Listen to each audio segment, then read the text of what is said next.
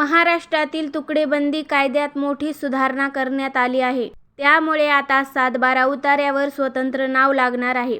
मंगळवारी 9 डिसेंबरला हिवाळी अधिवेशनात तुकडेबंदी शिथिल करणारे विधेयक मंजूर झाले आहे.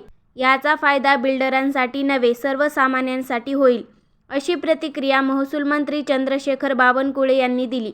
तुकडेबंदी कायद्यात बदल काय झाला याबाबत जाणून घेऊया.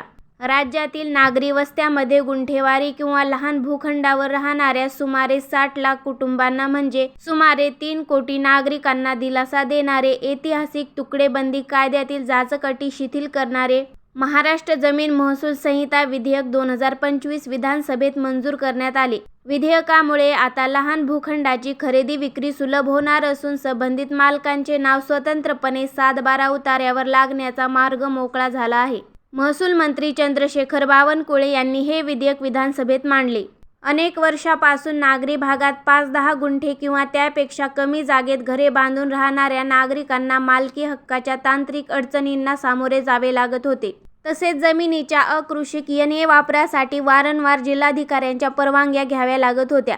या नवीन विधेयकामुळे आता विकास आराखडा किंवा प्रादेशिक आराखडा मंजूर असलेल्या क्षेत्रात वेगळ्या एन.ए. परवानगीची गरज भासणार नाही. त्याऐवजी एक वेळचे अधिमूल्य भरून ही प्रक्रिया पूर्ण करता येईल, असे या विधेयकात स्पष्ट करण्यात आले आहे. अधिवेशनात चर्चेला उत्तर देताना महसूल मंत्री चंद्रशेखर बावनकुळे यांनी स्पष्ट केले की हा कायदा कोणत्याही बिल्डरला फायदा देण्यासाठी आणलेला नसून राज्यातील जी 60 लाख कुटुंबे लहान तुकड्यावर घरे बांधून राहत आहेत त्यांना कायदेशीर मालकी हक्क देण्यासाठी आहे. बावनकुळे म्हणाले की या निर्णयामुळे कोणत्याही आरक्षणाला धक्का लागणार नाही.